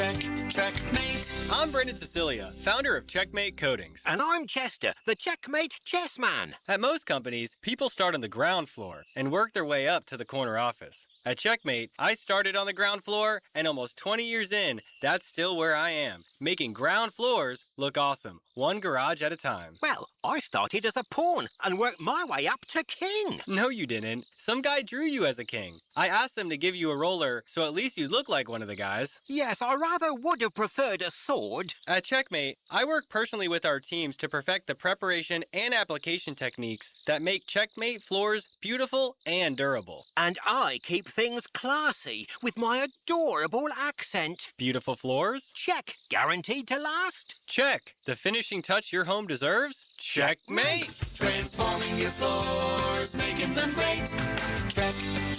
Checkmate. Visit checkmatecoatings.com. 1010XL, presented by Farah and Farah, exclusive injury law firm of the Jacksonville Jaguars. Focused, fueled, fearless, Farah. Hacker After Dark on 1010XL. Yes, it is till 10 o'clock. Glad you're with us with Thomas Kelly in for Aaron Williams tonight. I'm the hacker Ryan Green. Thank you to JP Acosta, CBSSports.com. NFL Draft 2 weeks from tonight in Pittsburgh. Tomorrow night, looking forward to having Brian Sexton, Jaguars.com and Jaguars Radio. He will join us on Hacker After Dark to give his thoughts on the Jaguar offseason and what the Jags may, or in some instances, may not do during the NFL Draft. Also, former Jaguar defensive lineman Lige Douzable scheduled to join me tomorrow night as well. So another very heavy Jaguar night on a Friday to close the week out here on Hacker After Dark. We're going to get back into the world of college football in a moment. Jesse Simonton's going to join me. Jesse's covered it for years. He's got one of the best Substack names going. He is the host of the Surrender Cobra Substack. I always love that. The Surrender. Everybody knows the Surrender Cobra as a fan. I think I had some Surrender Cobra action going on when Buffalo intercepted that ball against Jacksonville, or when Iowa hit that 3 to beat Florida. Everybody does the Surrender Cobra at one point or the other. Jesse Simonton named his Substack that. He does a terrific job covering the world of college football. He joins us coming up here in about 10 minutes or so. Back into that in just a moment. I do want to update you on the Masters. Obviously, round number 2 gets underway at about 7:30 tomorrow morning. Quite the leaderboard. The defending champion, Rory McIlroy, tied for the lead with a 5-under round of 67 for McIlroy. He's tied with Sam Burns. Both guys at 5 under. You got a trio at 3 under, including Jason Day, Patrick Reed, and Kurt Kitayama. And then you go into the Shane Lowrys, the Xander Schauffele's, the Justin Roses, and the Scotty Schefflers that are all just 3 shots back at 2 under par. And then if you want to go down to the 1 under group, there is Tommy Fleetwood and Gary Woodland, which is an amazing story, what Gary Woodland has overcome. So just look at those guys that are 4 shots off the lead. Gary Woodland, Tommy Fleetwood, Scotty Scheffler, Justin Rose, Xander Schauffele, Shane Lowry, Patrick Reed, Jason Day, and then Rory McIlroy is tied for the lead along with Sam Burns. That is quite the leaderboard heading into round number 2 at Augusta tomorrow morning. More Masters updates all day tomorrow here on 1010XL and on 92.5 FM. Quickly, before we get to Jesse Simonton, and we're going to talk Florida. The Orange and Blue game comes up on Saturday, the end of the first spring for head coach John Sumrall there with the Gators. We're also going to spend a little bit of time on Florida State. They're going through spring football. Of course, they have made the terrific decision from a PR standpoint to not have a spring football game. That goes along with Florida State also not allowing the media to watch their practices and not doing the Seminole Spring Speaking Tour for the first time in decades. So certainly a lot of positivity coming out of Tallahassee, and we'll talk about all of that with Jesse Simonton coming up here in a moment. As far as the future for the Florida Gators, looks pretty bright, right? It was one night ago. Now, this is 2027's recruiting class. This won't have anything to do with 2026. And yeah, they're just commitments. Nothing is signed or official yet. But last night, the Gators landed their first 5-star offensive lineman since Martez Ivey in 2015. Think about that. The Gators have not had a 5-star offensive line recruit commitment signee in over a decade. Last night, the number 1 interior offensive lineman in America, Maxwell Hiller from the state of Pennsylvania.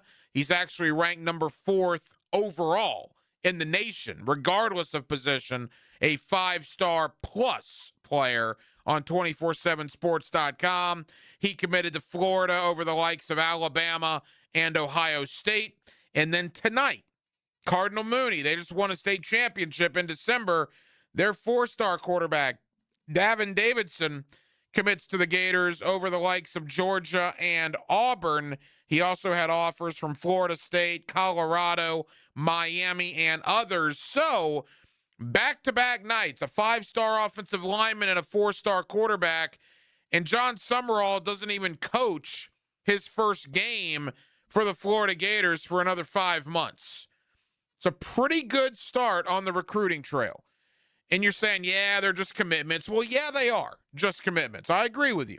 Nothing is signed until at earliest December. But when's the last time Florida beat Ohio State and Alabama for a kid? When's the last time Florida beat Georgia for anybody? And that's what's happened in the last 24 hours in the commitment world. A 5-star offensive lineman and a 4-star quarterback. You got to start somewhere, right? Call it baby steps. You got to get into the game somehow. Signees, we got to wait till they're official, no doubt.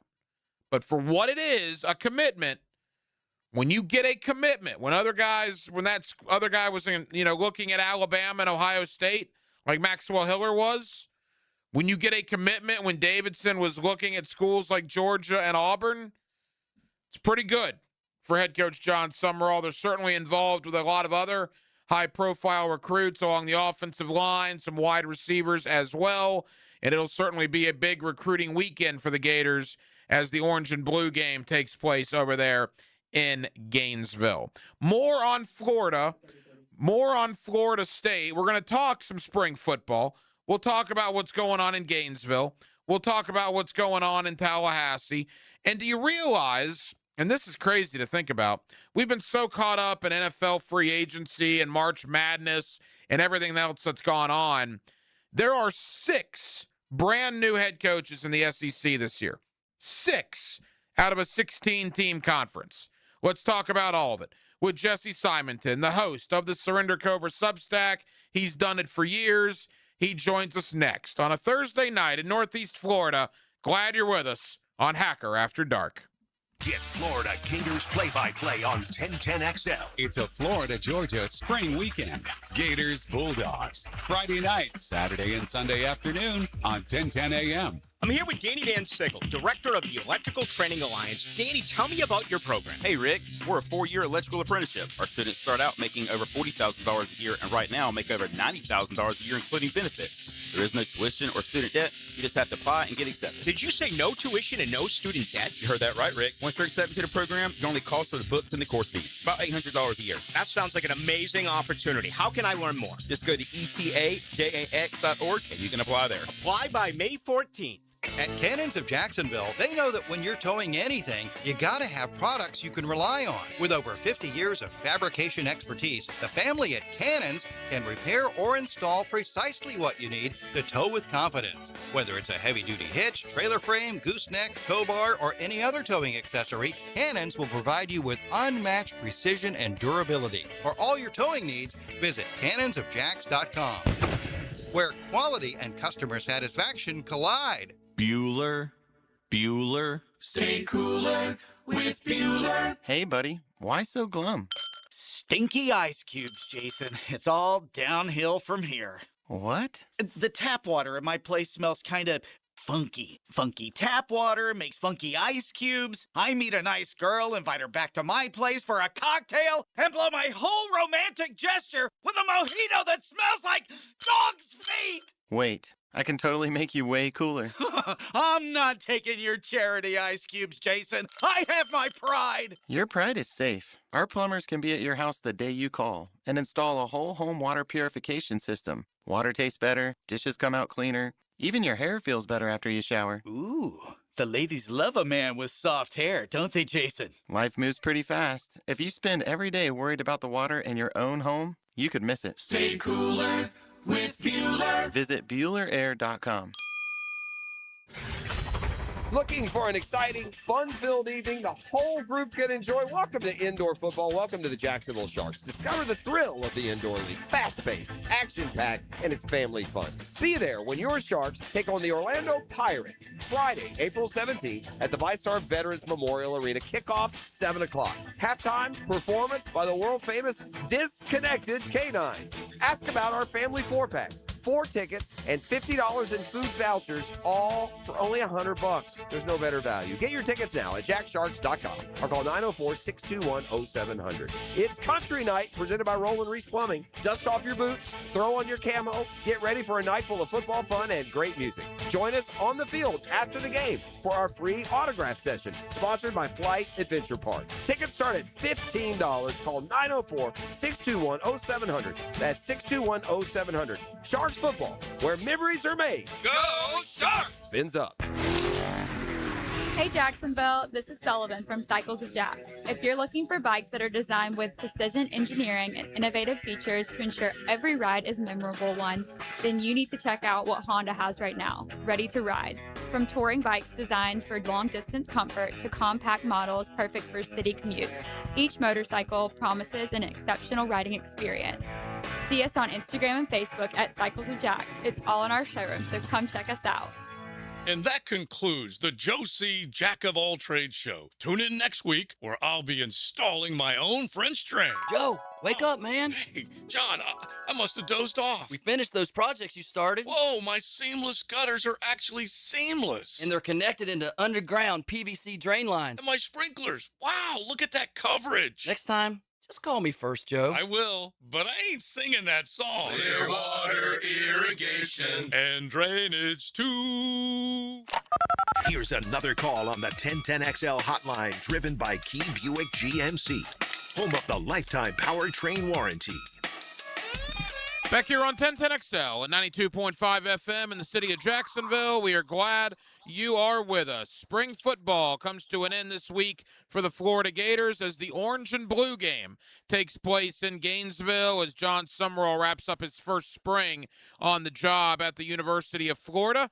We'll talk about John Sumrall, the job he's done to this point, and is there a full-blown quarterback competition between Aaron Philo and Tramel Jones? We'll also talk about what's going on over in Tallahassee as Florida State is also in the midst of spring practice. Jesse Simonton, one of our favorites to talk college football with. He is the host of the Surrender Cobra Substack, and Jesse's always kind enough to join us here on 1010XL. Jesse, it's been a while, man. How are you? Doing well. Thanks for having me, Hacker. Hey, Jesse, we always appreciate it, man. Now, you and I haven't spoke in a couple of months. I think you and I spoke actually right after John Sumrall was hired. Look, at that point, his biggest flaw was not being named Lane Kiffin. But I think after Gator fans got over the shock of not getting Lane Kiffin, I got to tell you, man, Sumrall's been winning them over. I keep hearing from Gator fans every day that are pretty excited about what's going on at the University of Florida. What's been your thought 3 months into the Sumrall tenure? Yeah, it's been a funny, I think, kind of, I think interesting evolution in the early tenure of John Sumrall, where, like you mentioned, I mean, the fact that he wasn't Lane Kiffin, it kind of felt like a, wet fart, I think, for a lot of Florida fans when he was announced as the hire, because obviously the natural connections, a G5 coach from the state of Louisiana, had been very successful at, said programs. That's a lot like the blind resume of the guy that Florida just got rid of, being Billy Napier.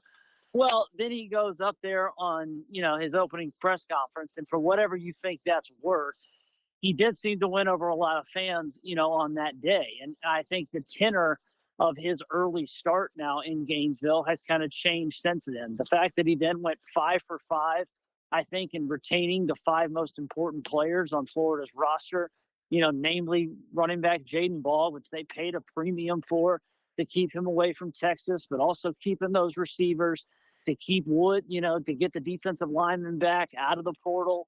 So when you do that, and then I think, the fact that he has hired a very strong staff with, previous SEC ties, he showed some loyalty to, some of his former assistants at Tulane, but I think it's notable, and I've kind of written and said as much elsewhere, that when you kind of compare what John Sumrall has done to what Alex Golesh has done, 2 first-time SEC head coaches, former G6, head coaches, one being Alex Golesh at Auburn. And I'm not saying one's right or wrong, but it is just interesting. Alex Golesh basically took a bus full of guys from South Florida, staffers, basically his entire offensive staff, a ton of players, 13 or 14 players. So a bunch of, off the field personnel, and just shipped them all up to the Plains in Auburn. Whereas Sumrall was much more choosy. And the assistants he did bring from Tulane are basically having to work their way back up the ladder. The guys who are coordinators, his offensive and defensive coordinators, are now just position coaches at Florida. He went out and got Buster Faulkner from Georgia Tech, and which I think was a direct shot at trying to kind of, make inroads in that UGA rivalry. He went and got a veteran defensive coordinator in Brad White, a guy who'd been successful at Kentucky. He only brought 2 players from Tulane, his punter and kicker. And so I think when you just kind of have set all this up, I think Florida had some, interesting momentum entering spring practice. Jesse Simonton is the host of the Surrender Cobra Substack, and he's always kind enough to join us here on 1010XL in Jacksonville. Jesse, you mentioned Buster Faulkner. Now, Aaron Philo came with Buster Faulkner from Atlanta, and the thought going into spring drills was it was probably going to be Aaron Philo's job. And most people still probably think it's leaning that way, but has Tramel Jones maybe complicated that more? Because the more people you talk to in Gainesville, the more people talk about maybe there is a legit quarterback competition now.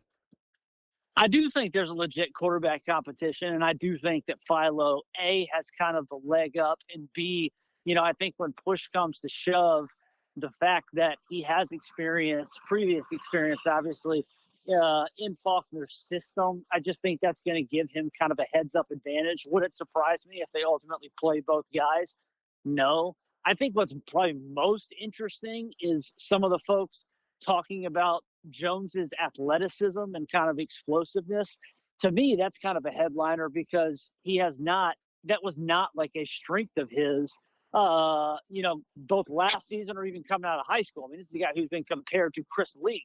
That's not necessarily like a criticism of his, abilities or talents, but just being able to kind of have that quarterback run element was never really part of his game. So is that real, or is that just kind of like a spring storyline? That's to be determined. But I think Philo, I mean, he's a guy who lit up the high school record book in the state of Georgia. He flashed in his, couple of brief times when he filled in for Haynes King. So again, I would be surprised if it's not him, but it also wouldn't shock me if Florida ultimately plays two guys next season. One of the things I like that Florida did when you bring in Buster Faulkner is outside of the running back room, and I think you're in pretty good shape there with Jaden Ball, as you mentioned, every other position group, O-line, quarterback, tight end, and wide receiver, all have a former Buster Faulkner guy or two in that room, guys that played for him at Georgia Tech. That's got to make the transition to his system a lot easier with leadership like that in every position room on the offense. Yeah, I mean, frankly, you're seeing this is, we're not going to talk about this team, but frankly, you're seeing the same thing with Tennessee this spring. They brought in a bunch of Penn State guys to go along, with the defensive coordinator, Jim Knowles, and it kind of helps accelerate that whole, system, infusion. Florida's doing the same thing just on the offensive side. I do think, when you kind of have read the, spring practice reports and, heard the little scuttle and intel, there is, I think, and notably, real concern, where is this offensive line going to be? The running back room led by Ball, but they got some other good guys there. That's going to be a team strength. I really like the defensive line. Linebacker, getting Miles Graham. Again, that was one of those five guys. He had to get back, got him back. He's going to headline that room. And receiver, you bring in Singleton, who had an awesome season under Buster Faulkner at Georgia Tech, before kind of fading away with the no quarterback situation at Auburn last year. Plus, you got Vernell Brown, you got Wilson. I mean, the receiver room's really good. How that offensive line gels and where's the depth at, next fall, I think is really going to determine Florida's ceiling in 2026. Couple more for Jesse Simonton of the Surrender Cobra Substack. Jesse, I want to end with Florida State. Final Gator thought, and it's really an SEC thought.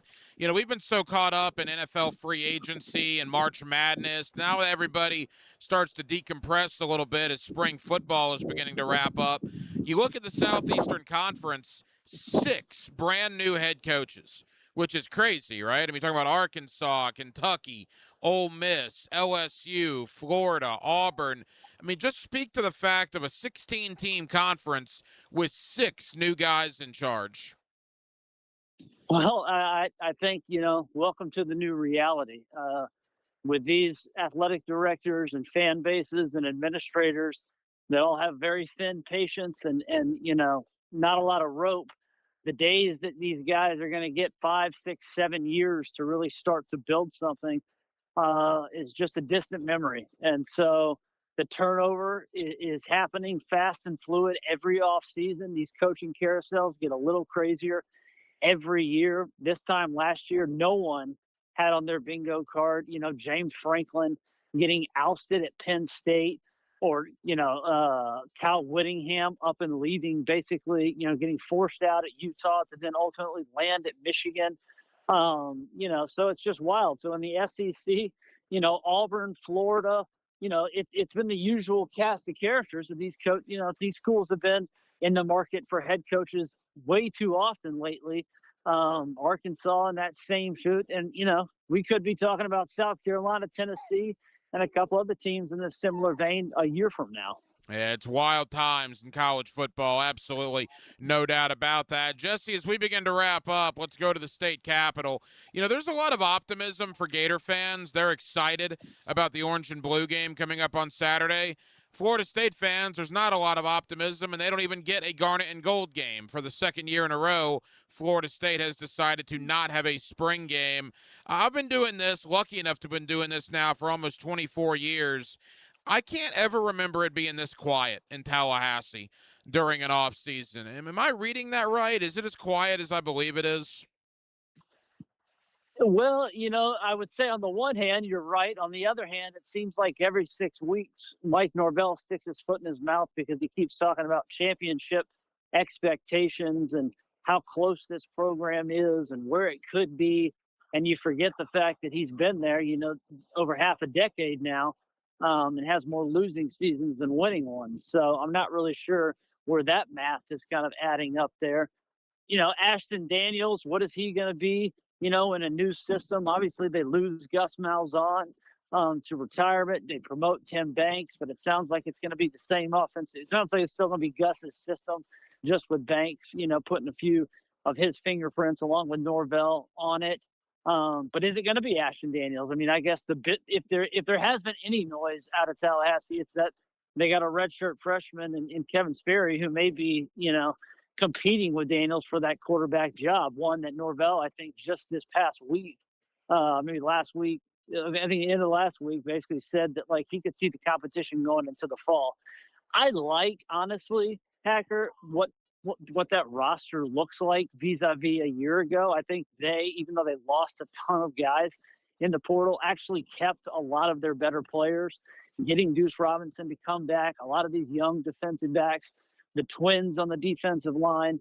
But the schedule is not particularly friendly compared to the ACC standards. And I just think with the quarterback issue, because I don't have a lot of faith in Ashton Daniels, and I guess we'll see about the redshirt freshman. I think the ceiling of this team might be, basically 6 or 7 wins. So I don't know if that's ceiling, excuse me. I think the expectation is 6 or 7 wins. Is that going to cut it for Mike Norvell? Again, what is this, year 6 or 7? I'm not sure. Jesse, final question. You got to read the room if you're Florida State. The fan base is upset, darn near, at least the ones I know, apathetic. And you're not going to have a spring game.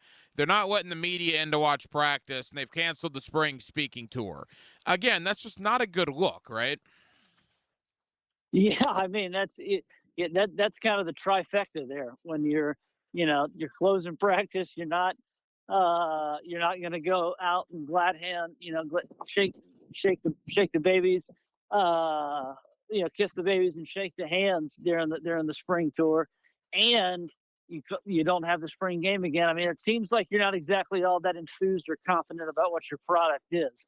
That certainly isn't expressing optimism in any sort of fashion, there for the Noles. Yeah, it's a tough schedule. We'll see what ultimately happens. They have New Mexico State, and then they have that big one against SMU on Labor Day night. Jesse Simonton, the Surrender Cobra Substack. Jesse, tell the good folks here in Jacksonville about your coverage and where they can find it. Yeah, I mean, you can follow me on Twitter at Jesse R.E. Simonton, Simonton. I have a newsletter and do a podcast and video stuff. It's all on the Surrender Cobra Substack, which you can all find it on my social media accounts, or go directly to the Substack app and just type in my name and Surrender Cobra, and it pops right up. So come give it a follow and give it a read. I tell you this all the time. It's a great name, the Surrender Cobra. Absolutely love it. Jesse Simonton does a terrific job covering college football, and he's always kind enough to join us here on 1010XL. Jesse, I know you're busy, man. Thank you for the time. We'll do it again soon, pal. Appreciate it, Hacker. And thank you to Jesse Simonton of the Surrender Cobra Substack for joining us tonight here on Hacker After Dark as the Orange and Blue game Saturday down in Gainesville. Again, we talked a lot about that this week. We'll continue that conversation tomorrow as well as John Summerall wraps up year number 1 on the job. And look, there's, I think initially when Summerall was hired, there were Gator fans that were obviously upset that they were not on the Lane train, right? That Lane Kiffin did not happen. But outside of the initial shock, I guess, of not getting Lane Kiffin, if you're a Gator fan, how can you not be unbelievably impressed with John Summerall 3.5 months in? from what happened in the transfer portal to keeping guys at the University of Florida like Jaden Baugh and Jaden Woods among them, to what's going on now with bringing in Buster Faulkner as the offensive coordinator, to what looks to be a pretty spirited quarterback competition between Aaron Philo and Tramel Jones. Look, I'm not sitting here telling you Florida is going to be in the college football playoff in 2026, but what I am telling you is you think about where the Gator program was in November and the thought then with Billy Napier compared to where we are now in April with John Sumrall, it's a 180-degree difference. Will that translate in September when you figure out how many wins and losses you're going to accumulate? Well, that's to be determined. But all we can go on now is what's gone on in the portal and what we see in spring practice and what we see at the spring game on Saturday. And for that part of it, I think John Sumrall and his new staff have done an absolutely fantastic job. So we certainly spent some time on that. And then also spent some time, obviously, on the National Football League and the NFL draft in particular. The draft, it's getting here 2 weeks from tonight. As a matter of fact, round number 1 will be going on up in Pittsburgh. We heard from Liam Cohen and James Gladstone earlier today at the pre-draft media luncheon down at the Miller Electric Center. So the 2-week mark for the Jacksonville Jaguars and the rest of the National Football League as the draft is quickly approaching. Well, that will just about do it, man. Very, very busy Thursday night edition of Hacker After Dark. We certainly appreciate you guys hanging out with us here on 1010XL and on 92.5 FM, and we have a ton of people to thank. And Jesse Simonton of the Surrender Cobra Substack, always appreciate talking college ball with Jesse. Thank you to JP Acosta of CBS Sports HQ, CBSSports.com. As we looked on the Jaguar offseason and we looked around at the AFC South as well, the offseason so far for the Texans, the Titans, and the Indianapolis Colts. And then back at hour number 1, Connor O'Gara has been one of my favorites to talk college football with for a long time. He hosts many podcasts, and we certainly appreciate Connor for joining us tonight here on Hacker After Dark. Now, we will be back tomorrow night on a Friday to close out the week here on Hacker After Dark, beginning at 8 o'clock, and we do hope that you join us then. Thomas Kelly was your producer tonight, in for Aaron Williams. Thomas, great job as always. I'm the Hacker Ryan Green.